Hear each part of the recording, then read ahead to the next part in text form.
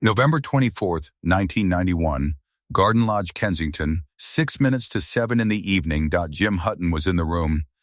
Peter Freestone was in the room. Joe Finelli was in the room. Mary Austin was close. Freddie Mercury had been in a coma since the early hours of the morning. He had made the decision, weeks before, to come off his medication. He had made it quietly, without telling anyone around him, in the specific way of someone who had decided that the fight was over and who did not want to discuss the decision. The people in the room knew. They had understood. They had been with him through the weeks that followed the decision, through the gradual withdrawal, through the final days. And then, at 6 minutes to 7, Freddie Mercury died. Jim Hutton looked at his watch. It read 12 minutes to 7. He has never started his watch again. The room went quiet in the specific way that rooms go quiet when the thing that was being waited for has arrived. Peter Freestone was there. He has described the days leading to this moment. He has described Freddie's last words to him. He has described the weeks of grief afterward, the Christmas gift that arrived after the funeral, the specific sentence he keeps returning to when he thinks of what he is most proud of. In all of these descriptions, across decades of careful and honest accounts, Peter Freestone has never used the word peaceful. He has used different words. This is what he said instead. Peter Freestone became Freddie Mercury's personal assistant. In 1979, he was Sharon. Freddie was Melina. These were their drag queen alter egos, the private language of 12 years, in the same rooms. Not simply professional. The kind of intimacy that develops between two people who have spent 12 years in the same kitchens and backstage corridors and hotel suites, managing the daily architecture of a life together without ever being its principal subject. He managed the schedule, the household at Garden Lodge, the personal correspondence, the 100 operational details of a life lived at Freddie Mercury's scale. He was present at almost every significant moment of the last 12 years. He was there for Live Aid. He was there for the last recording sessions in Montreux. He was in the room on the night of November 24th, 1991. The last thing Freddie Mercury said to Peter Freestone was, "Thank you." Peter Freestone has described how this happened. He sat with Freddie the whole of the night on Friday, November 22nd. Someone was with Freddie 24 hours a day for the last week. Peter sat on the bed, holding Freddie's hand, so that Freddie knew someone was there. Freddie would doze, doze again.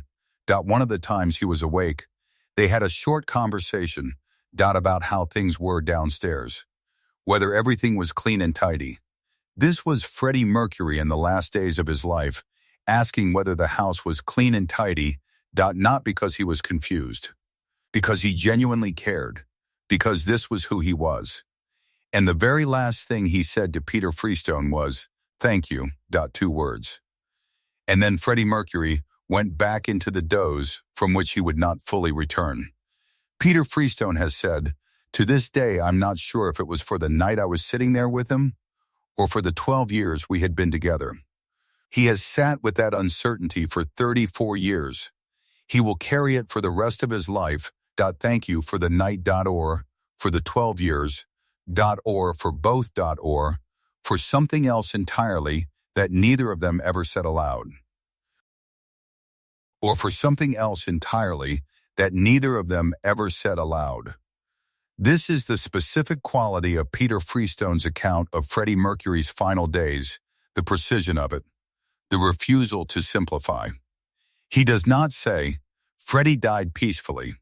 He does not use the word that people use when they want to reassure the living about what the dying experienced. He says, "The very last thing he said to me was thank you." He says, "I'm not sure if it was for the night I was sitting there or for the 12 years. He says, "To this day, he does not know. He has never pretended to know.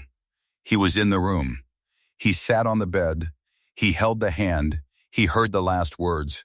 And what he says about all of it is precise and honest and specific, and is not the word peaceful. It is. Thank you. It is. I'm not sure. It is. To this day. These are not the words of someone managing the public narrative of a famous death. These are the words of someone who was there and who has never been able to reduce what being there meant to a single calming adjective. Freddie Mercury decided to stop his medication. He made this decision himself, quietly, without announcing it. He decided the fight was over and he was ready to go without any further struggle. Peter Freestone has described this as an act of complete autonomy, the specific act of a person who had allowed others to be present for his illness, and who, at the end, made the final decision alone. They understood gradually the trajectory had changed. Joe Finelli was there, the former boyfriend, who had become part of the household. Months earlier, Joe had told Freddie he worried he would have nowhere to live after Freddie died. Freddie said, "You find a house and I'll buy it for you."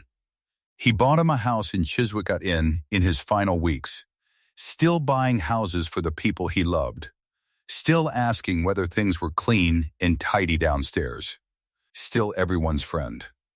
The evening of November 24th, 1991, Freddie Mercury had been in a coma since the early hours. The people who had been with him through the final weeks were in and around the house. Jim Hutton was present. Peter Freestone was present. Joe Finelli was there. Mary Austin was close. The doctor was in attendance.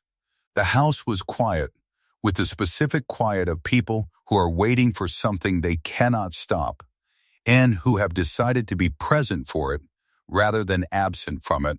At 6 minutes to 7 in the evening, Freddie Mercury died. Jim Hutton's watch read 12 minutes to 7.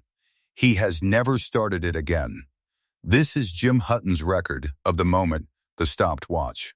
The specific and involuntary monument to a time that stopped Peter Freestone's record is different. He does not have a stopped watch. He has the conversation from November 22nd, the hand on the bed, the dozing and waking, the short conversation about whether things were clean and tidy downstairs, and the last two words, thank you. He does not have a word for what the room was like at 6 minutes to 7 on November 24th. He has never been asked to provide one. He has never volunteered one. The word peaceful has never appeared in his account. What Peter Freestone said instead of peaceful is available in the specific language of someone who has spent 34 years finding the most accurate words he can for an experience that does not reduce to comfortable adjectives. He said, "Freddie truly lived for others." He said, by all rights, Freddie should have spent those final days concerned only with his own comfort. But that wasn't who he was. He said, the very last thing he said to me was thank you. He said, I'm not sure if it was for the night or for the 12 years. He said, on Christmas Day when the painting arrived wrapped in a pillowcase, with the note from Melina, "Dear Sharon, I thought you'd like this. Love, Melina, Happy Christmas." He said, since Freddie's death, I feel proud whenever anyone tells me how much they enjoy his music, and I always think to myself, that's my man. That's my man. Not. He died peacefully. Not. He is at rest. Not any of the consoling vocabulary of public grief. That's my man. This is what Peter Freestone said instead of peaceful. The pride of someone who spent 12 years in the same rooms as the most extraordinary person they will ever know. That's my man. That's my man. This sentence, the one Peter Freestone returns to, when he thinks of what he is most proud of, tells you more about what it was to be in the room on November 24th, 1991, than any single adjective could. Not the room. The 12 years. The schedule. And the household. And the Sharon. And Melina. The night of November 22nd, sitting on the bed, holding the hand. The short conversation about whether things were clean and tidy. The thank you that might have been for the night or for the 12 years. The paintings and the notes and the drag queen alter egos. The specific warmth of two people who had been in all the rooms together and who had developed, in 12 years of proximity, to something extraordinary. a private language for what that proximity meant. Peter Freestone knows what it meant to be in the room on November 24th.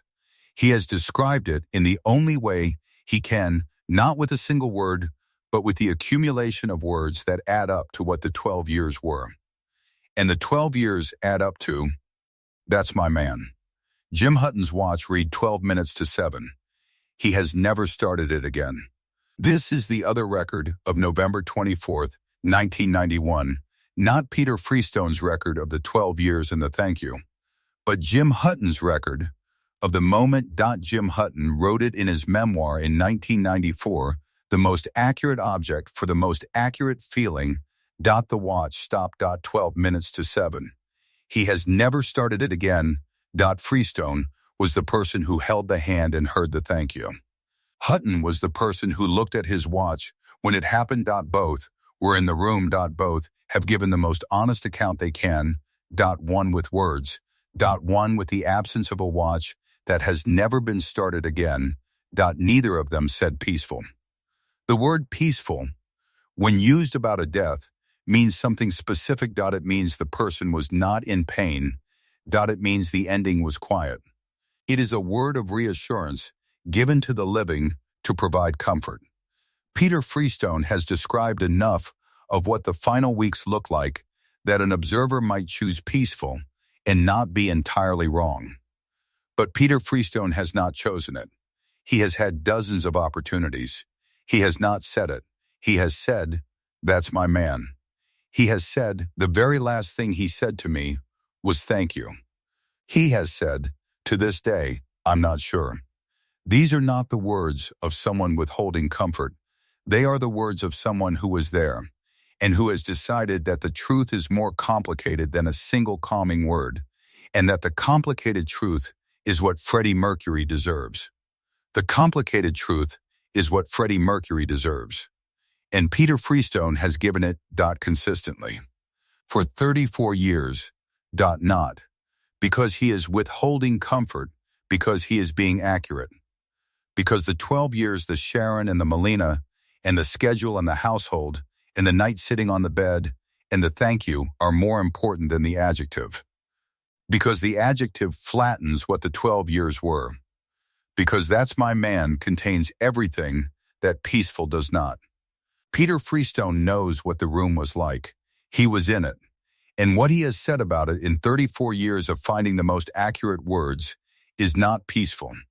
It is, by all rights, Freddie should have spent those final days concerned only with his own comfort, but that wasn't who he was. He truly lived for others. And then, 6 weeks after the funeral, on Christmas Day, a painting in a pillowcase. A note from Melina. Dear Sharon. He was still giving. Still being everyone's friend. Still the man Peter Freestone is proud to call his man. The word peaceful is not adequate for this person. Peter Freestone has known this for 34 years. He has never used it.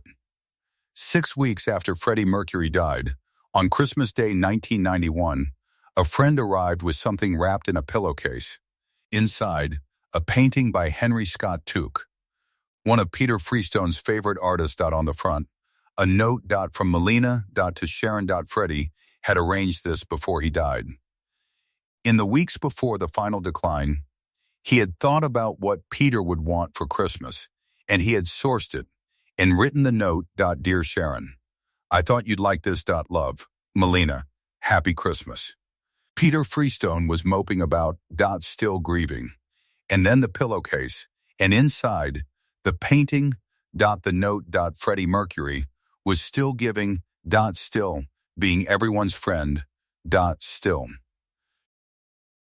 12 years. Peter Freestone joined Freddie Mercury's household in 1979. He left in February 1992. The magic tours, and the recording sessions, and the private evenings, and the public appearances. The Buddy Holly weeks. The Japanese antique shops. The garden lodge parties. The quiet dinners at the Indian restaurant with champagne to begin the evening. All of it. Peter Freestone was there. He has described it across the years with consistent precision. He has not sensationalized. he has not flattened. And when the texture of what it was arrives at November 24th, 1991, the room, the 6 minutes to 7, he does not give it a single adjective. He gives it, "That's my man." The very last thing he said to me was, "Thank you." To this day, I'm not sure. To this day, I'm not sure.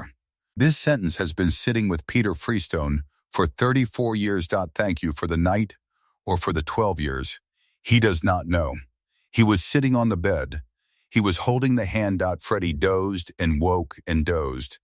And in one of the waking moments, a conversation about whether things were clean and tidy downstairs. And then, thank you.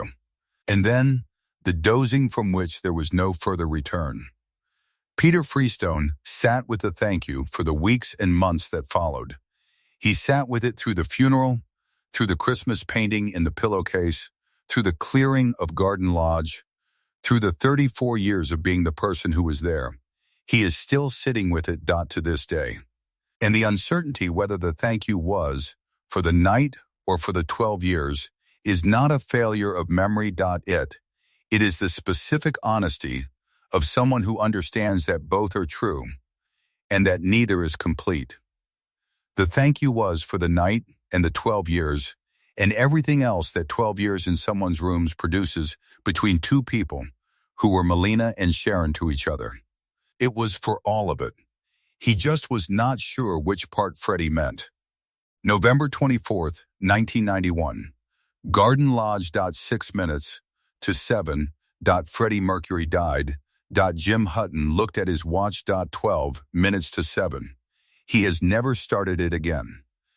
Peter Freestone was in the room. He held the hand. He heard the thank you. To this day, he is not sure if it was for the night or for the 12 years. He has never said peaceful.